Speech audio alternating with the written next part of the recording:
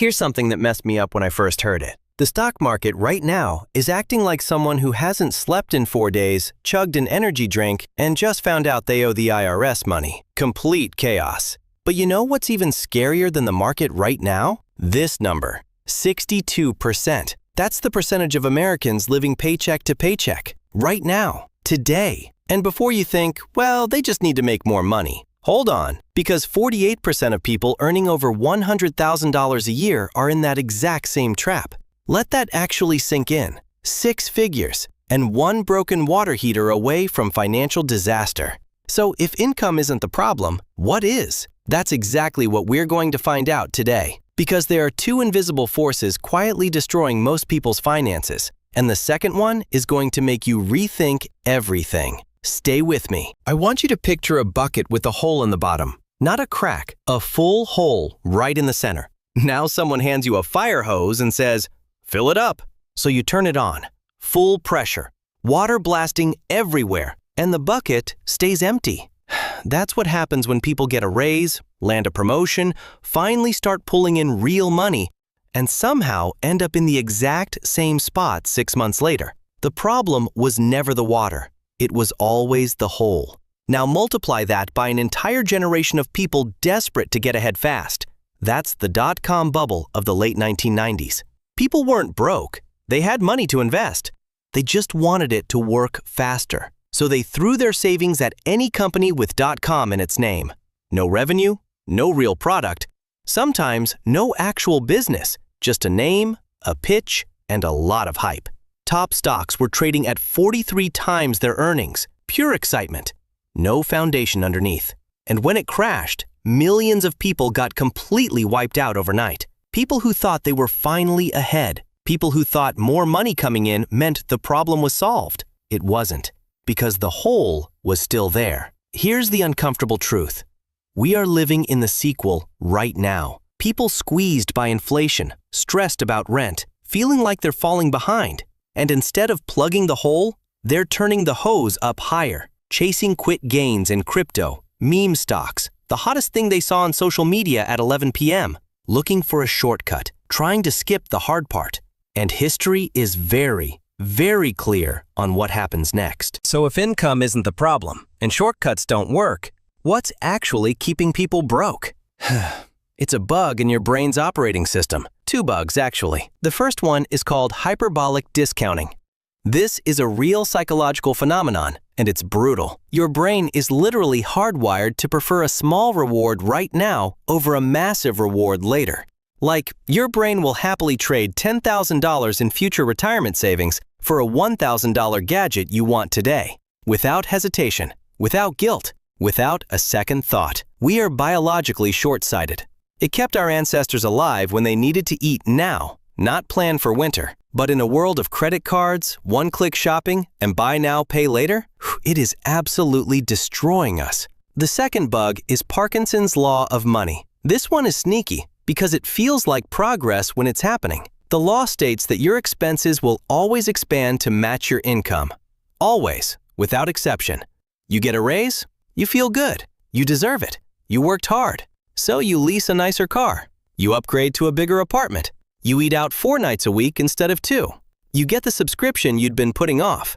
And before that raise has hit 3 paychecks, it's completely gone. Every single dollar swallowed up by a lifestyle that now requires that exact salary just to function. This is why the person making $150,000 a year is still broke. Not because they're careless, not because they're dumb, because 2 ancient brain bugs are sitting in the control room pulling every lever. And nobody ever told them those bugs existed. And the numbers prove this is happening everywhere to everyone. The average American household carries $105,056 in total debt. We owe $1.277 trillion on credit cards alone. We are spending 11.3% of our disposable income just on interest, not paying down what we owe, just the fee for having borrowed it in the first place. And the cars. God, the cars. The average monthly payment on a new car has hit $748. Nearly $750 a month, every month, for something that started losing value the second you signed the paperwork. The guy making $150,000 isn't building anything. He's financing a lifestyle that's quietly eating him alive. He's got chains, not roots. Here's where it gets really interesting, because the wealthy aren't smarter. They're not more disciplined by nature. They're just playing an entirely different game with entirely different pieces. Think about what the average person actually owns. Their biggest assets are their house and their car. Both of them are illiquid, meaning if you need cash fast, you can't exactly sell your kitchen on a Tuesday afternoon. And both of them drain money constantly. The car loses value every single mile. The house needs a new roof, a new furnace, a new water heater.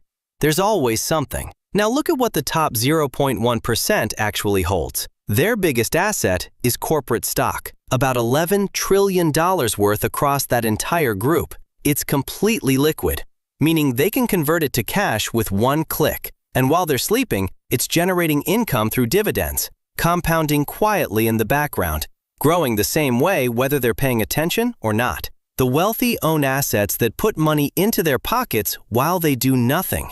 Most people own liabilities that take money out every single month, no matter what. And right now specifically, the smart money is quietly accumulating what analysts are calling the Magnificent Seven. 7 massive tech companies that now account for roughly 33% of the entire S&P 500. Together, they're worth over $22 trillion.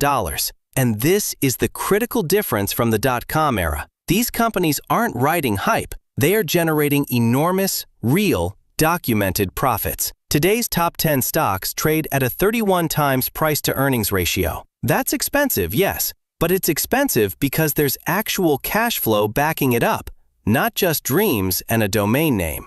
The bottom 50% of the country holds almost no stock at all. Their money is locked in depreciating cars and houses that constantly need something fixed. The wealthy own the machines that print money. Everyone else owns the things that drain it. We are living in a weird, uncertain, uncomfortable economy. There is no magic button. No single trade that fixes everything. No shortcut that history hasn't already proven leads straight off a cliff. But here's the thing nobody says out loud. You do not need a massive income to change this. You just need a tiny edge, repeated every single day, given enough time to compound into something real. The math here is genuinely insane. If you get just 1% better with your money every single day, a tiny bit of debt paid down, a small amount automated into savings before Parkinson's law can get its hands on it, a fraction of an index fund, that 1% compounds mathematically to a 37.78 times return over the course of 1 year. Not because of a hot tip, not because you got lucky, because small, consistent, boring actions compound into extraordinary results when you stop interrupting them.